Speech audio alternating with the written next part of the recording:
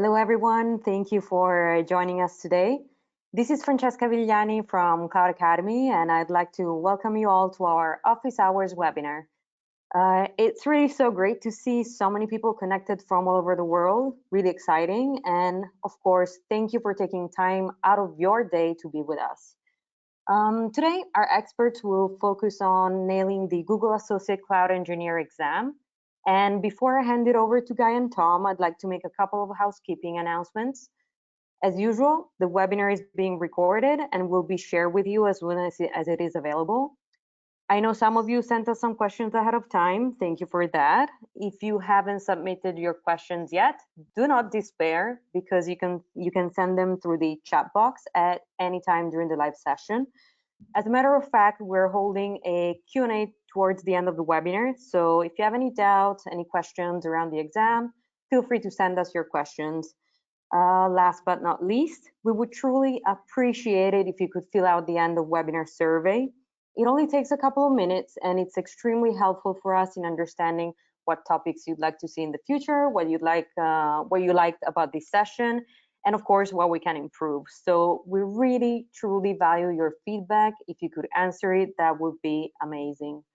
All right, I think that's all the announcements I had. So now for the good stuff, let me introduce you to our experts, Guy Hummel, Google Cloud Content Lead, and Tom Mitchell, Google Cloud Trainer. Over to you, Guy. All right, thanks, Francesca. We'll go straight into it. So for the agenda, we have quite a bit of material on what the exam is all about, the details of it, what things you need to know about the exam, but also details about taking the exam. Then we're going to go through a few sample exam questions that we've made up ourselves. So these are not real exam questions, but ones that are similar to what you'd see on the exam, so that you can get an idea of what kinds of questions you'll see. And then a number of you submitted questions before the webinar, so we really appreciate that, and we've prepared some slides for some of those. And so we'll answer those ones. And then we'll switch to the live Q&A, and as Francesca said, you can ask questions at any time in the chat window, and when we get to the live Q&A section, we'll try to answer as many of those as we can. All right, I'll hand this over to Tom for this one. Thanks, Guy. So to be an effective Google Associate Cloud Engineer, you're going to need to possess some basic skills, and that's what this exam is meant to do. It's meant to assess those skills, obviously. Now, to sit this exam and to be successful with it, what you'll need to do is know how to deploy applications and how to monitor operations across multiple different projects within the Google Cloud Platform. You'll also need to know how to maintain enterprise level solutions and how to work with not only public clouds, but also with on-prem solutions as well. And what Google's going to do is it's going to want to make sure you know how to use, obviously, the Google Cloud Console, and that you also know how to use the CLI. By passing this exam, what you're doing is you're demonstrating to Google that you do, in fact, have a command of many of these skills that they're looking for in their associate cloud engineers. All right. So a little about taking the exam. It's 2 hours long, and there's a good chance that you'll need all 2 hours. It's 50 questions, and some of them are pretty long questions. So when you're going through the exam, thinking about spending about 2 minutes per question is a good rule of thumb. Give you a little bit of extra time for the end. Cost $125 US. The exam format, it's interesting. Google says that it's multiple choice and multiple select, but when I took the exam recently, it was only multiple choice. So for every question, they would give you 4 potential answers, and you would select one of those answers, and that's it. Multiple select would be if you had to select multiple things. And I don't remember seeing any of those on the exam, but you never know. You might have a different experience than I did. The exam delivery methods, it used to be that you had to go to a testing center to to take this, and you still can in places where the testing centers are open. But of course, because of the pandemic, it's now possible to take them remotely as well. And you can definitely do that. That's the way I did it. So if you have any questions about that, you can ask us about that in the Q&A section. There aren't any prerequisites for this. And in fact, this is essentially Google's entry-level exam. There aren't any exams that are sort of at a lower level than this, if you want to call it that. And as far as recommended experience goes, Google says that you need 6 months plus of hands-on experience with Google Cloud Platform.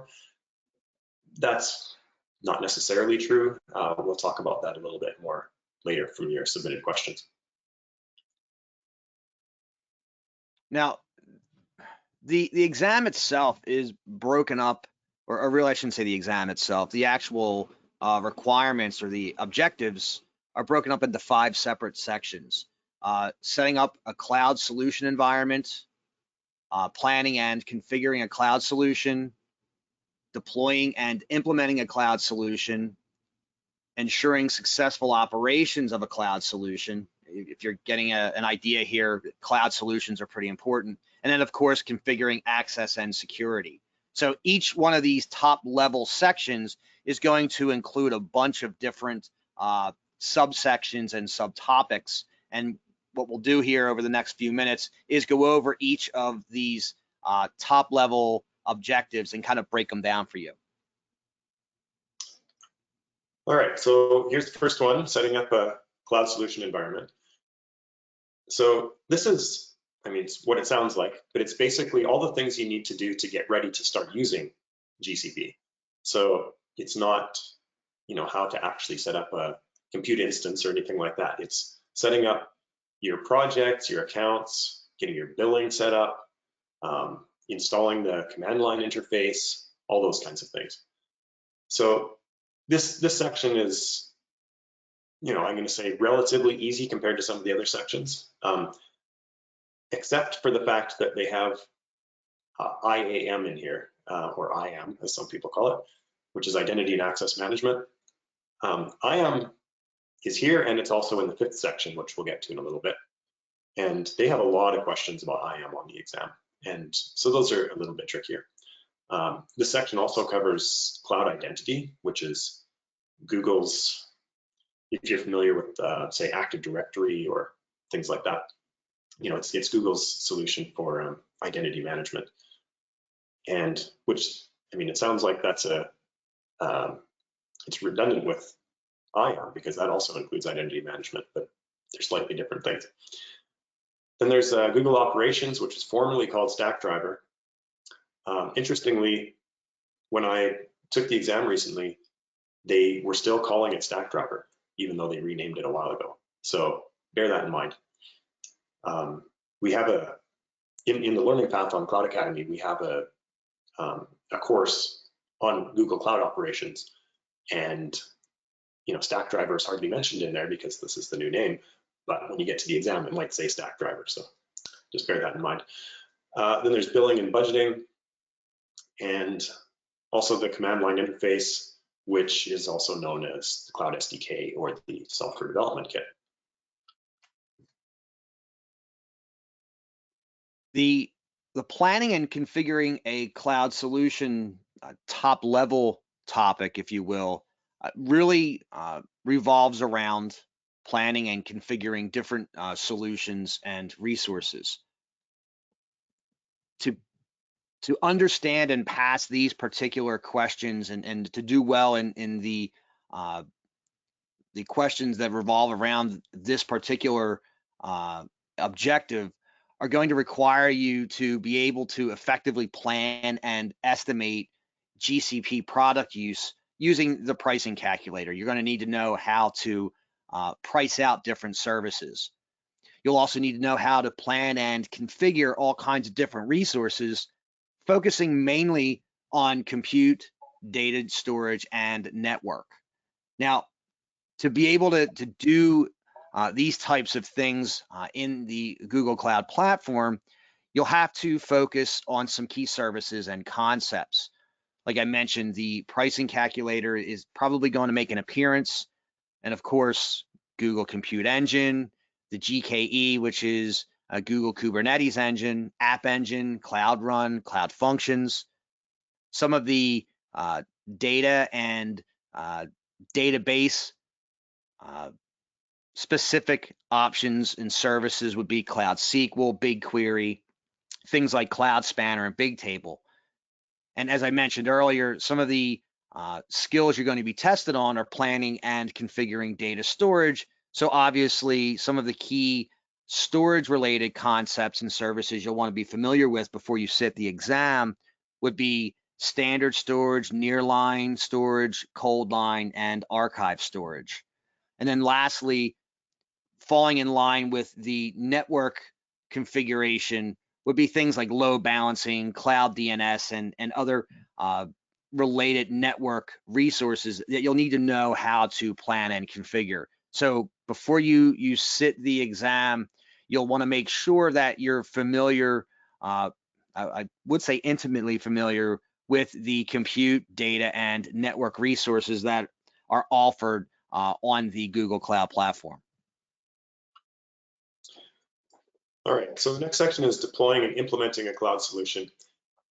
And this is a pretty big section, I'll say. But if you look at the different sections, really what they're doing is they're covering more or less the same services. So you'll see here, if you look down below, you'll see Compute Engine, GKE, App Engine, Cloud Run, Cloud Functions, etc. And these were all things that Tom mentioned on the previous slide. So you're still talking about the same services, but they're taking it from a slightly different angle. So this one is on when you're actually deploying and implementing rather than planning. So we're deploying and implementing compute resources, data solutions, networking resources. You know, those are the big three things that you always need to know, right? Is compute, data, and networking. And then they also throw in cloud marketplace. And I'll say that there aren't almost any easy questions on the exam, but the ones that come closest to being easy are probably the cloud marketplace questions. So at least there's that little gift for you. And deploy application infrastructure with Cloud Deployment Manager. So some of the key concepts, and throughout almost all of these sections, you need to know how to do things through the Cloud Console, the Cloud Shell, and Cloud SDK. And auto scaling, monitoring, and logging are big here. I mentioned all those the different compute services. And then I think there possibly are even more data services in this section. So you've got Cloud SQL, Cloud Data Store, BigQuery, Spanner, PubSub, Bigtable, Dataproc, Dataflow, Cloud Storage. I mean, there are so many data services in GCP. It's amazing. And you do need to know something about all of them. You don't need to go into great depth on all of them, but you'd be surprised at some of the details you need to know. And then finally, on the networking side, VPCs, which is virtual private clouds, which is basically just means a network, and Google Operations, which we talked about, which is basically Stackdriver. Now, I should point out that on that last slide Guy was just talking about, yeah, I'm breaking just about every rule in terms of slides. You're looking at a giant wall of text here, and I thought about actually breaking this up into multiple slides, but I wanted to show how much of deploying and implementing a cloud solution makes up of the exam based on the exam guide. So you really want to kind of focus on a lot of these deploy and implement skills here, because when you look at the actual exam guide, this deploying and implementing section is pretty large. It probably comprises most of the exam on the whole, but you know, in either way, just looking under key services and concepts here, there's a lot of stuff covered. So just be aware that there's a lot involved here. Yeah, good point. And I should also mention that what we've summarized here is not comprehensive, right? this definitely doesn't cover everything you need to know for this section of the exam. Right. And you should definitely look at the exam guide when you're preparing for the exam. And even the exam guide isn't going to tell you everything that you need to know. It can be kind of general in some spots and not really tell you what the specific things are that you need to know. Yep. Okay. So that brings us to ensuring a successful operation of cloud solutions. And basically, this is the, I guess you could say the day-to-day operation stuff is how you could really look at it. Some of the skills that you're going to need to know here are how to manage your resources, including compute engine, networking, and Kubernetes.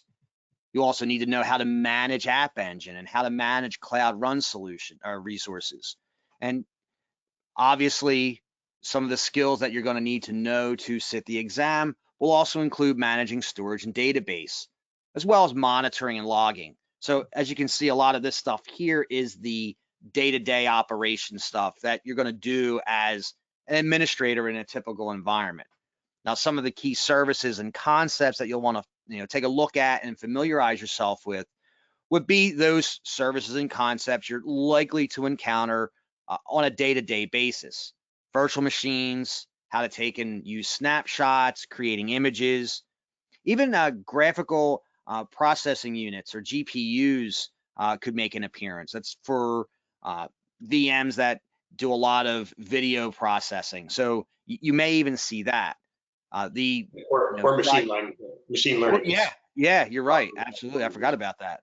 Cloud Console, Cloud Shell, the SDK, all of the interfaces that you're going to use to do this management, reinforcing the Kubernetes stuff or GKE nodes, pods, and pools, and then aligning with the monitoring and logging skills.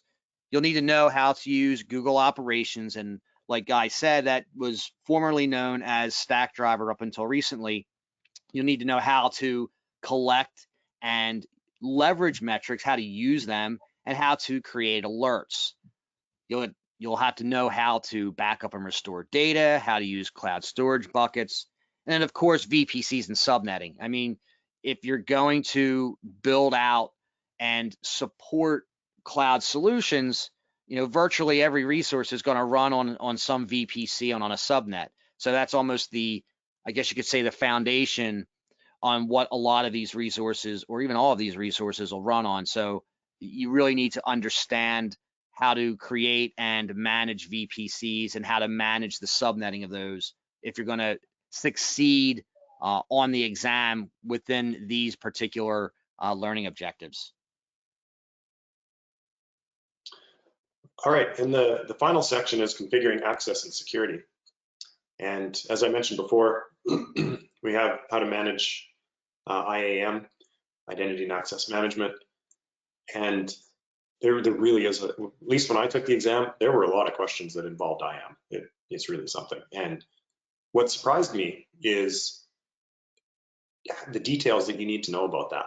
So, and then we'll show you an example of this in one of our sample questions, but you don't just need to know the general idea. You don't need to know just, say, the primitive roles of owner and editor and that sort of thing.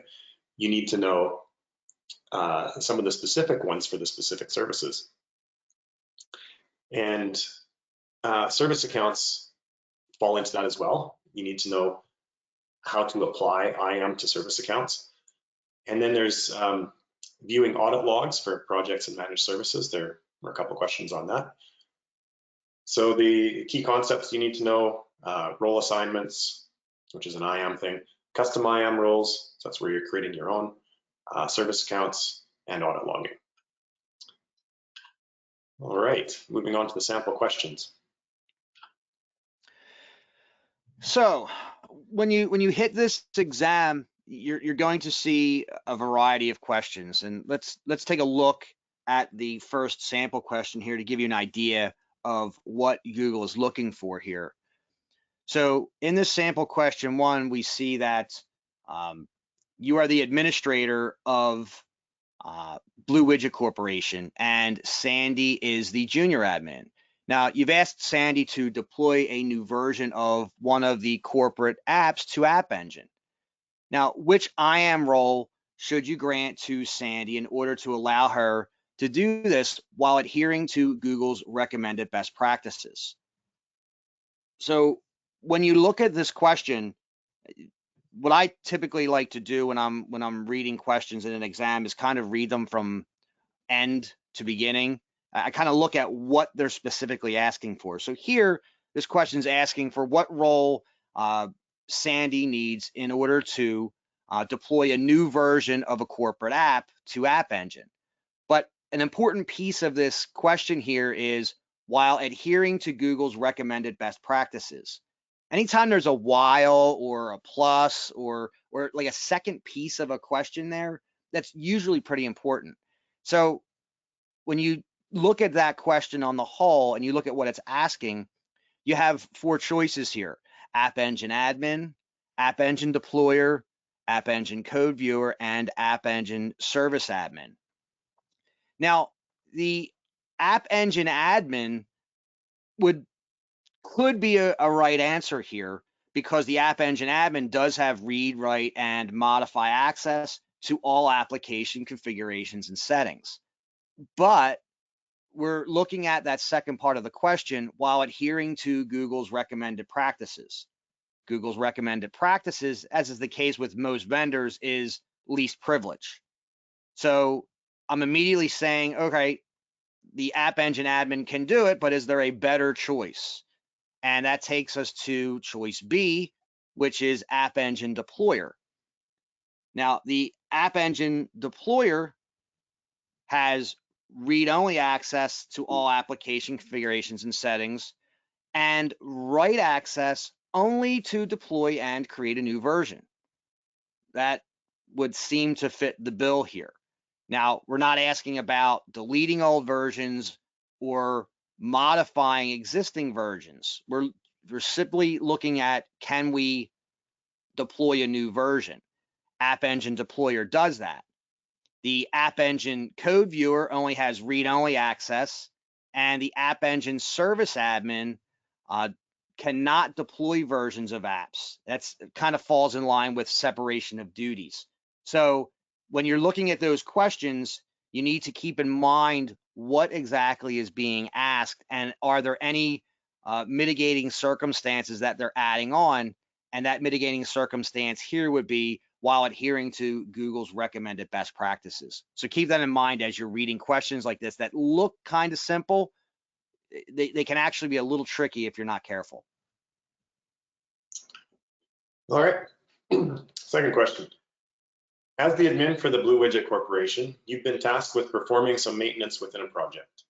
To ensure you have the proper default project set, which command below would you use? So this is a different sort of question in that you need to know specifically the command line interface, and not just kind of general things there. You need to know the actual command. I have to say there weren't too many of these questions on the exam, but they do expect you to know kind of the basics of how this works. And they specifically did want you to know how to configure things like default projects. So in this one, the problem with this is that if you haven't actually used the command line interface, or if you haven't studied it pretty thoroughly, it'll be a little bit hard to know which one's the right answer because they look pretty similar, right? You know, the first one is gcloud config set project. Then we've got gcloud set project. Well, those both sound about right. So you'd have to know that in order to configure these sorts of things, you have to use gcloud config, right? You know, the next one too, gcloud project set default, sounds reasonable, but if you've used the command line interface very much, you'll know that that's definitely not right. That's just not how you do this sort of thing. And then the last one doesn't even start with gcloud, it's just config default project. Well, if you're really unfamiliar with the command line interface, then you know you might pick that one, but if you know anything about it, you would know that it has to be gcloud at the very least. So The correct answer is A, gcloud config set project. I'll also say that sometimes the questions, they won't be quite as straightforward as this in terms of just asking you what the command is. Usually the command will be worked into it somehow, or it'll be worked into some of the answers that are longer answers, right? And it's maybe not just like this.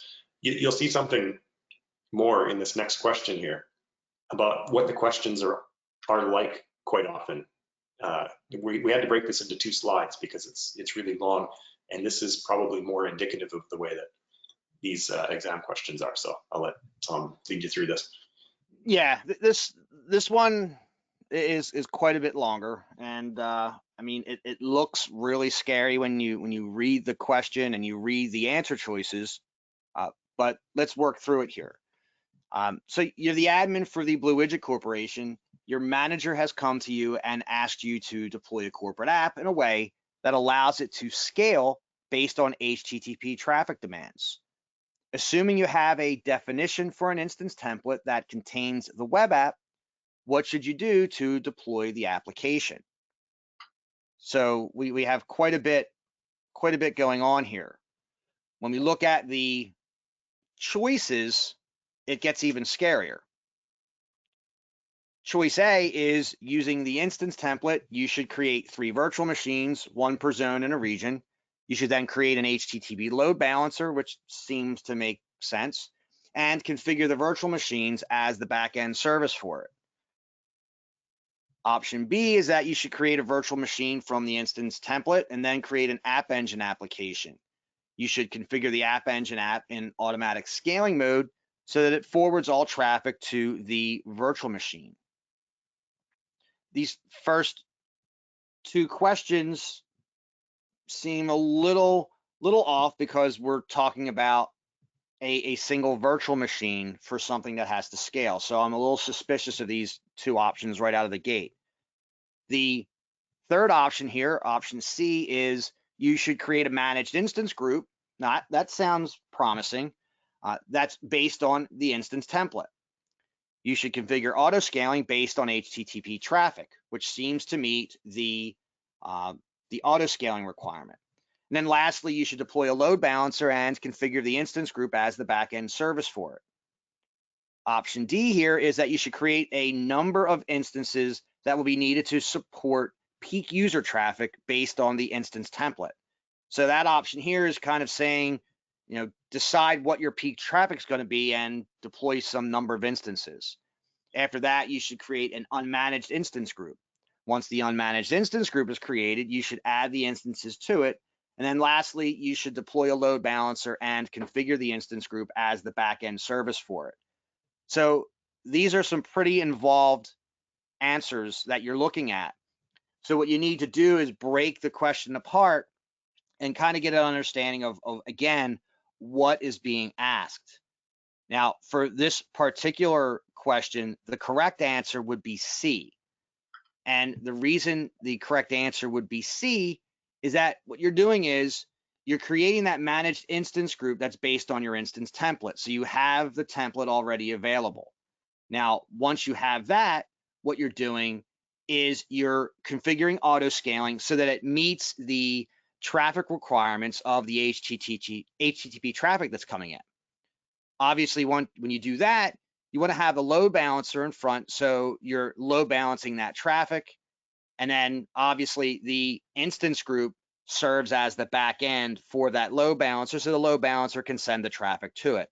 So you really have to break the question down and find the pertinent information within the question that you need to make the decision based on what your answer choices are. So again, kind of looking at the question piece of the question and then reading all of the requirements that revolve around that, you can kind of piece it together and pick out different parts of GCP that make sense to formulate that solution. Yeah, what I find interesting about this, because this is pretty typical of the questions that are on the real exam. And maybe it's a little bit longer than some of them, but a lot of them are this long. And what's interesting about it is that when you really break it down, this is actually not a hard question. if you know the material very well at all. Because really you look at this and you go, probably we need a managed instance group. And there's only one answer in here that mentions a managed instance group, right? So just from that perspective alone, it's relatively easy. But there's a lot you have to read to make sure that you're answering the right way. You need to read the question carefully. You need to read all these answers carefully, because they can throw in some curveballs here or there that, they might have some detail that if you're not paying close attention, throws things off in the question. And so, the issue with this too is that there are 50 questions on the exam, right? And if you're reading through 50 questions that are kind of like this one, you get pretty tired, right? And so even if the question is really a little bit easy when you break it down and strip away all the extra stuff that they put in, it still takes you a while to go through it and make sure that you're picking the right answer. So that's part of what makes this exam hard. Yeah, and that's the thing. I mean, what becomes almost a bigger problem in this type of question is you start to get freaked out by the time. Remember, you mentioned earlier, Guy, that like 2 minutes per question is like the rule of thumb. I mean, when you're on this question for 5 minutes, you start to panic a little bit. So you gotta avoid that panic of, okay, there's a lot to read through here, and that's why it's important to learn how to pick out the pertinent information, because you get yourself in a panic mode. Then you hit a question like this, and then the next question's the same one, and the next question's the same way. You start to get a little freaked out by the time you're spending on these questions. So just get a good idea of what's being asked, and then try to parse through the stuff where you can. Yeah, and not every question takes a really long time, but there will be some questions where, like you say, it might take you 5 minutes to pick an answer, and then you think, oh man, I hope that the rest of the exam isn't like this, because there's no way I'll get through all the questions. But then usually there are some that you get through in like a minute or something. Some of them are shorter and are easier. And so you just need to kind of average 2 minutes. So, after you've gone through about 10 questions, take a look at what your time is. And if it averages to about 2 minutes, then you're probably okay. All right. So we're on to answers to the questions that you submitted. There were actually some ones that came in late, at least one, I forget. So we'll answer that one without a slide, but let's start off with this one. How much hands-on experience do I need before I take the exam? So as I showed you on that previous slide, Google recommends at least 6 months of hands-on experience. And the thing is, maybe if you weren't studying for the exam, you just spent a lot of time using GCP, you spent 6 months doing it fairly intensively, then yeah, you might be able to walk into the exam without studying and be able to pass it. But that's not what most people do. Most people are actually going through study materials and specifically preparing for this exam. And so generally speaking, you don't need, 6 months of hands-on experience with GCP. It will definitely help, absolutely help if you have that experience. You probably won't need nearly as much time to prepare for the exam. But and we'll talk later about how you can prepare for the exam in less time than 6 months. But as we say here, it will depend a little bit on your learning style and on the materials that you use to prepare. There are no guarantees with this. No matter what you do, can't guarantee that you're going to pass the exam. They're not simple exams, right? Okay. So Azure is notorious for having hands-on labs, and obviously we have someone that have seen one of those. And the question here is, are there any hands-on labs in the associate engineer exam like in some of the Azure exams? Right now, that answer is no. There are currently no hands-on labs included on the exam. So like Guy mentioned early on, the exam he took was mostly, or actually was entirely, multiple choice. Now, that being said, it doesn't mean that you're going to show up next week and sit an exam and it's going to start showing hands-on. It's always possible that Google starts including them at some point, but to answer this specific question at this specific time, there are no hands-on labs currently included on the associate exam. Okay, and a common question that we get, and by the way, some people submitted questions that were kind of similar to this, but were a little bit different, and we sort of grouped them together into this one question, which is, how will I benefit from getting this certification? So there are lots of potential benefits you can get from this. First of all, some job postings list this specific certification as a requirement. Some of them list other ones, like the most common one in GCP land would be the Cloud Architect certification, but you do also see the Associate Cloud Engineer ones. And even if it's not a requirement on a job posting, having a certification can give you credibility when you're interviewing for a job. So if and this is especially true if you don't have a lot of experience in your previous work history with GCP, right? Maybe you just have a little bit of it, but then you show that you passed this exam. That does give you more credibility versus somebody who is just walking in and saying, yeah, I know all about GCP, and they don't have a solid work history showing that. So it can help you in that way. One of the areas, we have a lot of customers at Cloud Academy, and the ones who I would say consistently go for the certifications more than any other types of customers are the consulting companies and the partners of these vendors. So in this case, the Google partners. So in those cases, those companies need to prove that their consultants have the necessary skills, and the easiest way to prove that is that they've passed these certifications.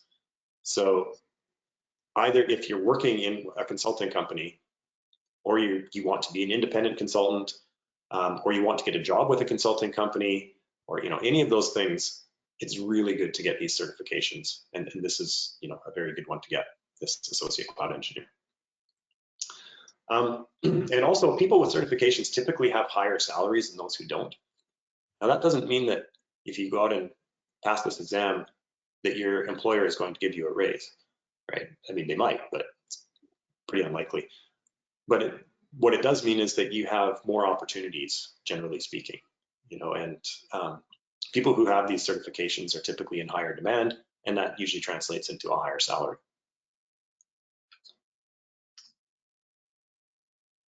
All right.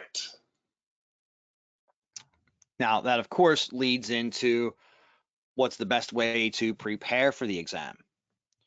Now, you're at a Cloud Academy webinar, so we clearly recommend taking the Cloud Academy Google Associate Cloud Engineer learning path.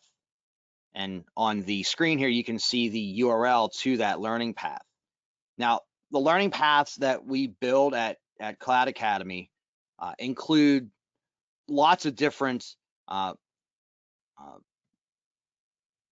courses. Yeah, lots of different. I have lots of different learning aids, I should say. You have video-based courses. You have hands-on labs. The learning path for the Associate Cloud, as is the case with all of our other learning paths, includes a practice exam as well.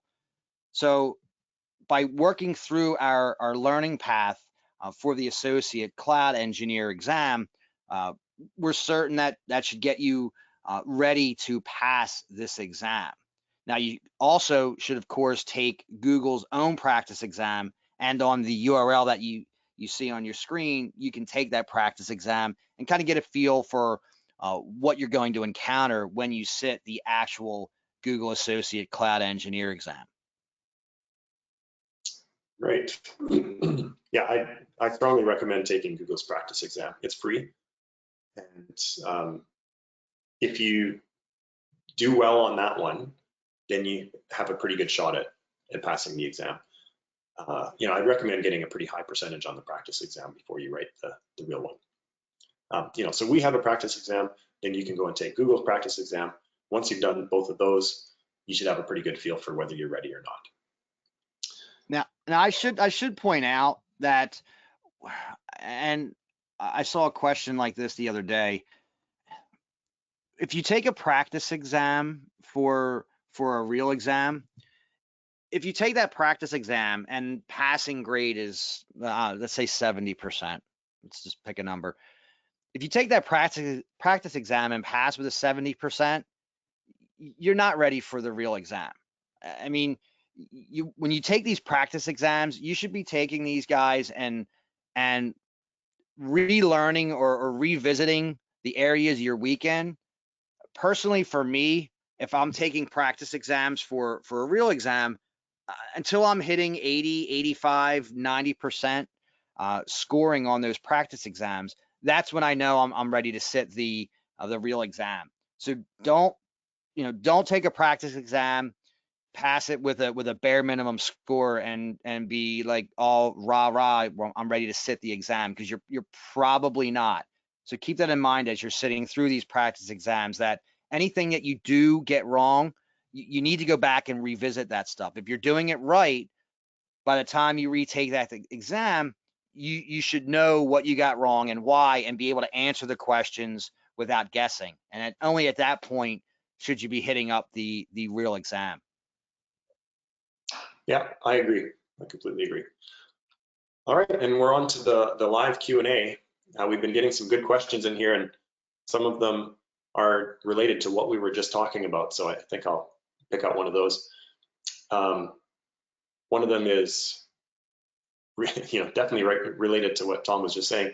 What score do you need to pass the exam, or what's the pass mark percentage? So the interesting thing about Google exams is they don't tell you anything. I mean, they don't tell you what percentage you need to pass. When you take the exam, they don't tell you what percentage you got right, which is really unusual, right? If you take an AWS exam or an Azure exam, they'll definitely tell you how you did, and they'll generally break it down into the different sections even, and tell you what percentage you got right in the different sections. And Google doesn't do that. It's just a pass or fail. That's it. And I have to say, I don't like that. It's really quite frustrating, because even if you pass the exam, you'd like to know how well you did, right? You don't want to know that you just passed. And I'll say this too: when the screen comes up at the end, where you see whether you passed or not, they put the pass in such a small font at the top of the screen, it's really hard to see it. And because there's something below there that's in a bigger font that's bold and everything, so you're reading that and you're like, I don't know whether I passed or not. And it's actually quite frustrating. They should really change their design for that page. Anyway, I have heard that the reason they do it this way is that rather than just looking at what percentage you got on the exam, what percentage of the questions you got right, they actually do some kind of a statistical analysis to figure out whether it makes sense that you passed or not, right? Like, so even if you got a relatively high percentage, but you answered really weirdly on some of the questions, like questions that you should have gotten right, then maybe you don't pass, right? So they do something unusual, and that's why they can't actually give you the percentage you need to pass, or what percentage you got on the exam. So yeah, I don't know the details of that, but it's something a little bit unusual in the background that they do. Well, they also, by the way, they don't tell you right away. They don't give you your certificate right away. You have to wait for up to a week, I think it is. And then they'll send you an email and say, okay, it's confirmed, because I guess they must do something on the back end to make sure that everything was legitimate, and that you really do deserve this certificate. So that's also a little bit unusual. Now, I'm seeing some other questions here. Yeah, I see two that are similar. One here is that if we go through CA courses, how much time do you think one should invest and pass in a real sense? And then another question very similar, typically how much prep time is required? That is really like asking how long is a piece of string. Some people that have a little bit of experience in cloud in general, whether it's AWS or Azure or GCP, if you have some kind of cloud experience, you may go through this course and be ready in a week. If you just sat down and learned what cloud was 4 days ago, obviously it's going to take you a little bit longer to prepare for this type of exam.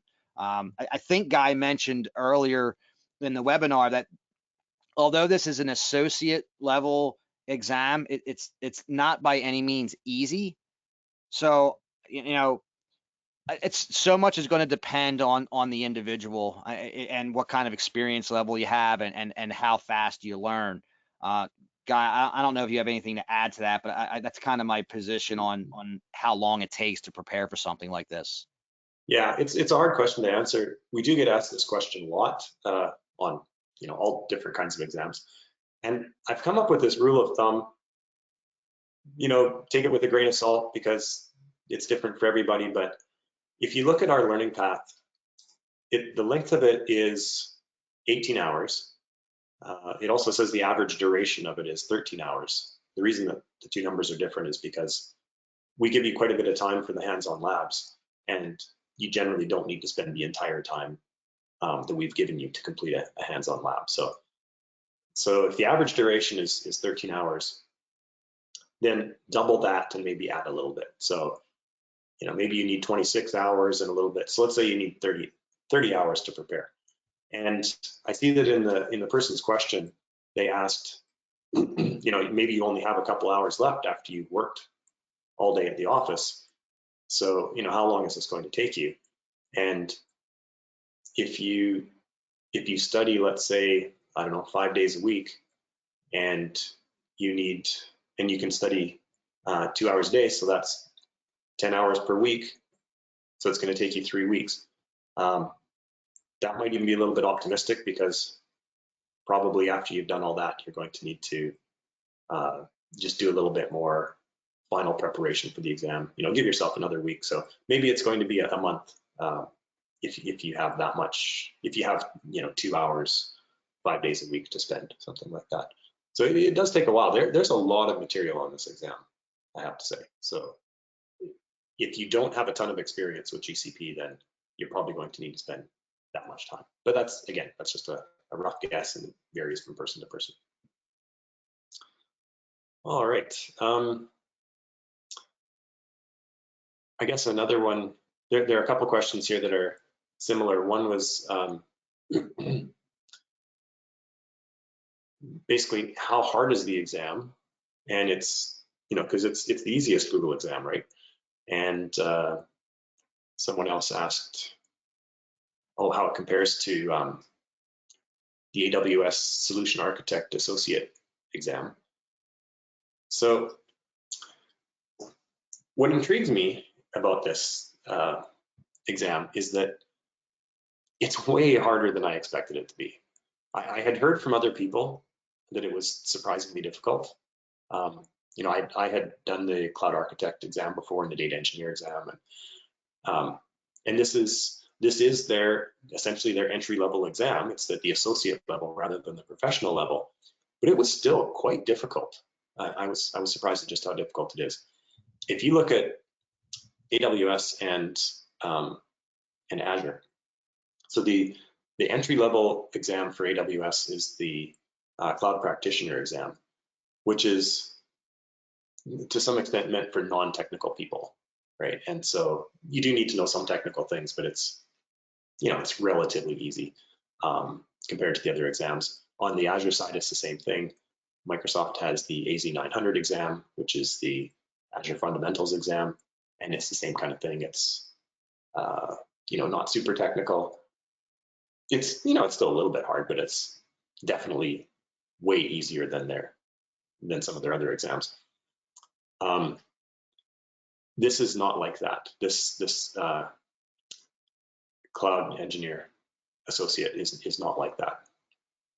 Associate Cloud Engineer. The equivalent would be, I'm trying to think of what would be, if you're familiar with Azure, it's easier to figure out. I would say the AZ104 exam, which is the Azure Administrator exam, is probably the equivalent of this one. So Google doesn't really have one that's at that kind of easier level that's sort of for non-technical people. As far as the AWS Solution Architect Associate exam, it's been quite a while since I've taken that one. And that one's an architect exam, whereas this one is an engineer exam. This one's meant for somebody who's a sort of a day-to-day administrator of GCP systems, whereas the solution architect associate for AWS, that's more of a, somebody who's designing solutions, but at the associate level. So they're not particularly equivalent that way, but in terms of difficulty, I would say that this one is at least as difficult as the AWS Solution Architect Associate exam. It really is surprisingly difficult. Having said that, it's not as difficult as Google's Cloud Architect exam. That one's even more difficult. And actually, while we're on this topic, I'm going to compare those two as well. So one of the big differences with the Google Cloud Architect exam is that it's focused on things like case studies, right? So you'll get a case study where you have to read a lot, and then it'll give you a number of questions on that case study, right? Not just one question. And so you need to apply what you know to come up with a solution. And that's, for the most part, not what you're doing in this associate exam. In this one, this is about the day-to-day stuff. How do you configure things? How do you deploy things? And it doesn't cover quite as broad a range of topics as the Cloud Architect.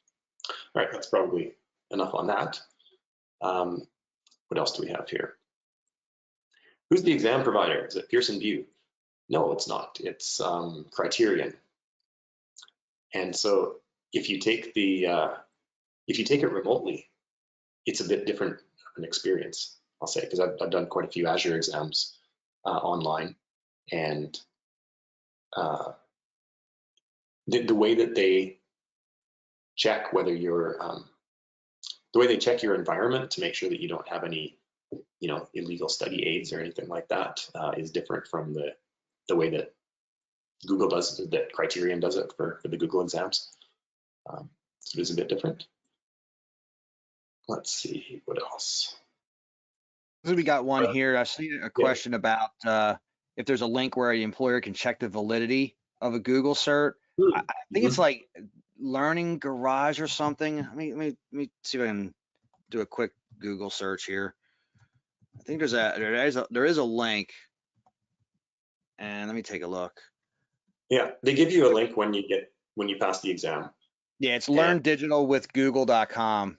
I mean, you can type in the certificate ID of the person who passed the exam and it validate it. So yes, the answer is that you can provide a link where your employer can check the validity of the Google cert.